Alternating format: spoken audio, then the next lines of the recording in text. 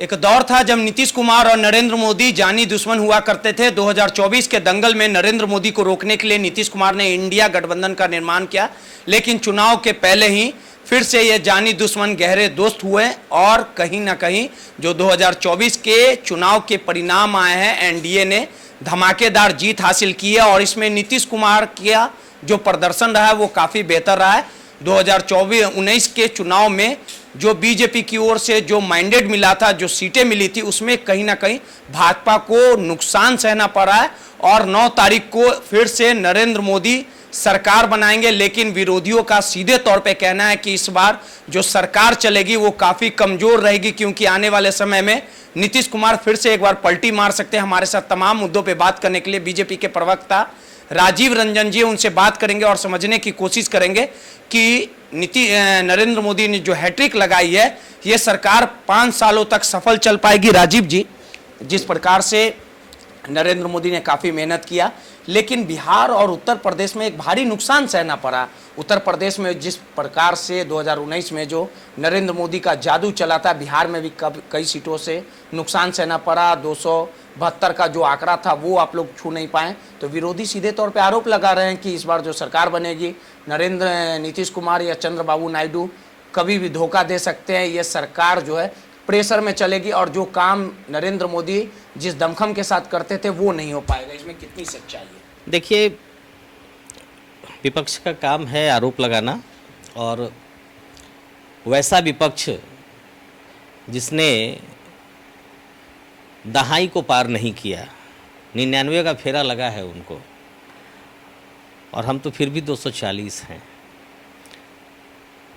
तो हमारी संख्या भले टूटी है, लेकिन ऐसा नहीं है कि आपको जनता ने बहुमत दे दिया है। हमारी संख्या टूटी है, हम इसको स्वीकार करते हैं। कहाँ चूक है इसकी समीक्षा भी की जाएगी। किस वजह से ऐसा हुआ इस पर भी मंथन किए जाएंगे। लेकिन कांग्रेस जैसी पार्टी जो सैकड़ा में नहीं आ पाई और जो खुद बैसाखियों पर पिछले लंबे काल से देखें तो जो खुद बैसाखियों पे चल रही है, वो भारतीय जनता पार्टी जैसे मजबूत नेतृत्व वाली पार्टी पर आरोप लगाती है, उसका माखौल बनाने का असफल प्रयास करती है। तो जनता ने आपको कहाँ मैंडेट दिया है? जनता ने आज भी एनडीए को ही मैंडेट दिया है। मैंने कहा कि हो सकता है किसी मोर्चे पे हम लोगों से कोई कमी रह गई होगी, कहीं ना कहीं जो हमारी सीटें कम हुई, लेकिन ऐसा नहीं है कि आपकी सीटें बढ़ गई हैं। और नीतीश कुमार जी चाहे चंद्रबाबू नायडू जी, दोनों ने बहुत मजबूती से, अभी थोड़ी ही देर पहले संसदीय दल की बैठक हुई है, उसमें दोनों लोगों ने बड़ी ही मजबूती से केंद्र सरकार को अपना समर्थन देने का काम किया, समर्थन का पत्र भी सौंपा है। ऐसी परिस्थिति में इतने बड़े नेताओं के लिए ये इन शब्दों का इस्तेमाल करना कि शायद वो पलट जाएंगे, तो पलटने का जो मामला था वो पीछे चला गया।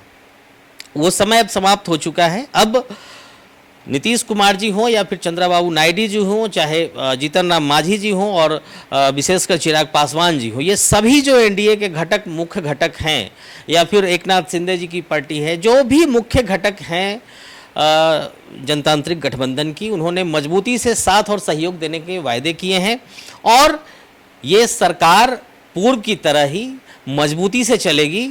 इसमें कहीं कोई संदेह और संशय की गुंजाइश नहीं है। नीतीश कुमार एक ऐसे मंझे हुए खिलाड़ी है जो बिहार की राजनीति को, देश की राजनीति को सहमत का खेल बदस्तूर जानते हैं। आपको ये भी पता है कि जिस प्रकार से नीतीश कुमार ने नरेंद्र मोदी को रोकने के लिए इंडिया गठबंधन का निर्माण किया, ये मामूली बात नहीं थी। सभी नेताओं को, सभी दलों को एक मंच पर लाने का काम किया और नीतीश कुमार की फितरत रही है। अगर इंडिया गठबंधन की ओर से ये नीतीश कुमार को कहा जाए कि आप प्रधानमंत्री बनिए, हमें कोई संकोच नहीं है, तो नीतीश कुमार पलटी मारने में थोड़ा देखिए रोहित जी, 2 बातें हैं। एक बात तो ये है कि नीतीश कुमार जी, 2 बातें हैं। आपने जो कहा उसमें 2 बातें आती हैं। एक तो ये कि नीतीश कुमार जी पलटी नहीं मारेंगे, इस चीज़ के का विश्वास करें। दूसरी चीज़, पहली बात को ही मैं पूरी करूं कि नीतीश कुमार जी अगर बीजेपी की तरफ रुख किए हैं तो उन्होंने पूरा नाप जोख करके इधर का रुख करने का काम किया है। उस इंडी गठबंधन को जिसके जनक अगर कहें देख लिया जाए तो उसके जनक नीतीश कुमार जी थे, और कांग्रेस पार्टी ने अपनी थोथी दलीलों से नीतीश कुमार जी को अपमानित करने का काम किया। राष्ट्रीय जनता दल के लोगों ने अपमानित करने का काम किया। तो जो व्यक्ति नेतृत्व कर रहा था उस व्यक्ति को कहीं नजर नहीं आने दिया गया। तो नीतीश कुमार जी ने वहाँ देख लिया है, वहाँ रह के, कि वहाँ उनका क्या सम्मान है, और एनडीए के भी घटक रह के उन्होंने लंबे समय तक देखा है कि यहाँ उनका क्या सम्मान है। तो ये आखिरी बार उनका था जो उन्होंने इधर से उधर जाने का काम किया था। अब वो कहीं नहीं जाएंगे। इस बात की चर्चा उन्होंने पूरे चुनाव में लगभग हर मंच से किया है, और इतने सीनियर लीडर हैं तो उनकी बातों पर भरोसा हमें करना चाहिए।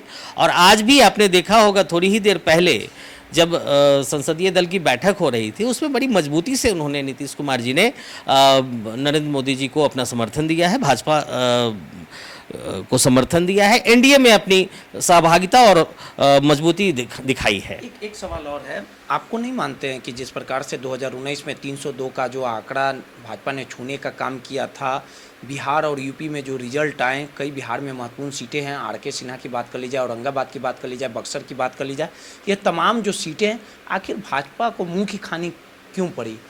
आखिर क्या कारण था? आपको ऐसा लगता है कि नरेंद्र मोदी के जो लोगों का प्रति स्नेह प्रेम था, जो विश्वास था, उम्मीद था, वो खोते नजर आ रहे हैं? नहीं, देखिए है क्या कि चुनाव बहुत सारे मुद्दों पर होते हैं, बहुत सारी चीज़ें होती हैं जो चुनाव के अंदर मायने रखती हैं।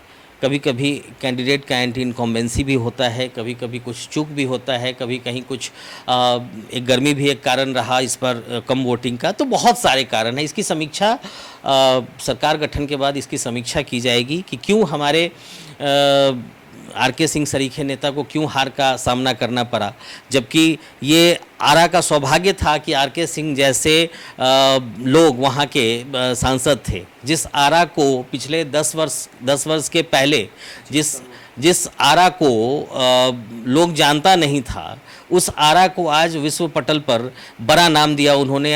हजारों करोड़ रुपए का निवेश CSR फंडिंग से हुआ, हजारों करोड़ के निवेश किए गए, आपको पुल पुलिया बनाए गए। अभी आपको ये जो पुल था, क्विलवर पुल था, एक हैवोक हो जाता था आरा जाने के नाम पर, उससे मुक्ति आरा और पटना के लोगों को मिली। तो ये बड़ा दुर्भाग्य है, मैं जहाँ तक समझता हूँ। फिर भी इसकी समीक्षा की जाएगी, और अगर आप कहीं से भी वहाँ पर आप सवाल पे रुके नहीं, मैं दूसरी बात ये कहना चाह रहा था कि नीतीश कुमार जी को अगर ऑफर मिलता भी है, अव्वल तो नीतीश कुमार जी बहुत मजबूती से एनडीए के साथ हैं, लेकिन क्या नीतीश कुमार और चंद्रबाबू नायडू के चले जाने से उनकी सरकार बन जाएगी? किसी परिस्थिति में नहीं बनेगी।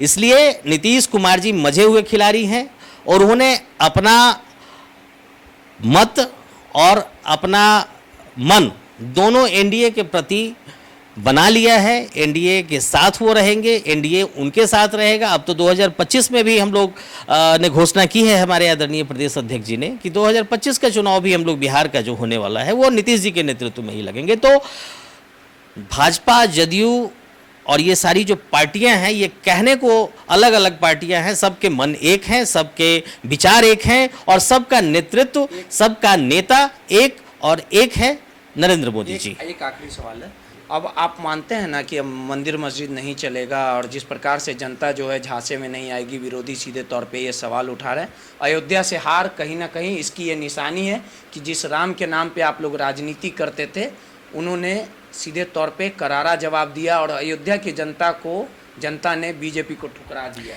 देखिए, एक चीज़ तो मैं पहले आपको क्लियर करूं कि हम लोगों ने कभी राम के नाम पे वोट नहीं मांगा, हम लोगों ने अपने काम के नाम पे वोट मांगा है। नहीं, मंदिर मस्जिद कहाँ, आप बता दें मुझे, एक क्लिप बता दें पूरे चुनाव के दौरान कि हमने मंदिर बनाया इसलिए हमको वोट दो। एक क्लिप नहीं, आप एक क्लिप मुझे दिखा दें किसी भी बड़े नेता का। देखिए, राजद वाले तो गाल बजाएंगे ही, राजद का क्या हुआ, क्या मिला उनको, बता दीजिए मुझे, क्या प्राप्त किया उन्होंने, कितने सीटों पे चुनाव लड़े थे? आप लोग की रोकने का काम, अरे उनको कितना मिला आप ये बताइए ना, वो पूरे कितने सीटों पे चुनाव लड़े थे?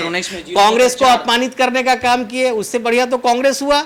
अब पप्पू यादव को अपमानित करने का काम किया राजद ने, यादवों के नेता कहते हैं अपने आप को। किस यादव को बढ़ा दिया राजद वालों ने? यादव को बढ़ाया, मीसा यादव, रोहिणी यादव, तेजस्वी यादव, तेज प्रताप यादव, कालांतर में चलो तो साधु यादव, सुभाष यादव। तो ये तो परिवार की पार्टी है। कैसे आप देखिए, राष्ट्रीय जनता दल सरीखे पार्टियों का भाजपा के साथ तुलनात्मक बातें, मुझे नहीं लगता है कि आप जैसे मजे हुए पत्रकार को इन सब बातों की चर्चा करनी चाहिए। सरकार दौड़ेगी और जिस तरह से मजबूती से सरकार चल रही थी, उसी मजबूती से और भी मजबूती से सरकार 100 डेज का प्लान है माननीय प्रधानमंत्री जी का, जो 1-2 दिन में आप लोगों के सामने होगा, डिस्क्लोज होगा, और बहुत ताकत से, बहुत हिम्मत से, बहुत मन को बुलंद करके माननीय नरेंद्र मोदी जी पुनः सरकार को चलाएंगे। हमने राम के नाम पे नहीं, हमने काम के नाम पे वोट मांगा है, और राम हमारे आराध्य हैं। हम कलेजा ठोक के कहते हैं, जो नहीं कह पाते हैं उनसे इस सवाल का जवाब मांगिए कि वो सनातनी है या फिर वो कहीं और से आए हैं। सीधे तौर पे बीजेपी के प्रवक्ता राजीव रंजन जी थे। 9 तारीख को फिर से एक बार नरेंद्र मोदी देश की सत्ता पर काबिज होंगे, और इस बार उन्होंने हैट्रिक लगाया है, लेकिन जो माइंडेड मिलना चाहिए था बीजेपी को वो नहीं मिल पाया। इस पे मंथन किया जाएगा, लेकिन विरोधी ने सीधे तौर पे ये सवाल उठा दिया कि नरेंद्र मोदी की जो सरकार चलेगी वो बैसाखी के सहारे चलेगी, और आने वाले दिनों में नीतीश कुमार फिर से एक बार नरेंद्र मोदी का साथ छोड़ेंगे, और ये सरकार ज़्यादा दिनों तक चलने वाली नहीं है। ये लगातार तर्क इंडिया गठबंधन के अब देखने वाली बात होगी कि एक बार फिर से एनडीए मिलकर साथ सरकार चलाती है या सरकार बीच में ही टूट जाती है। तो आने वाला समय ही बताएगा। कैमरामैन रोशन के साथ रोहित, नटराज, पटना।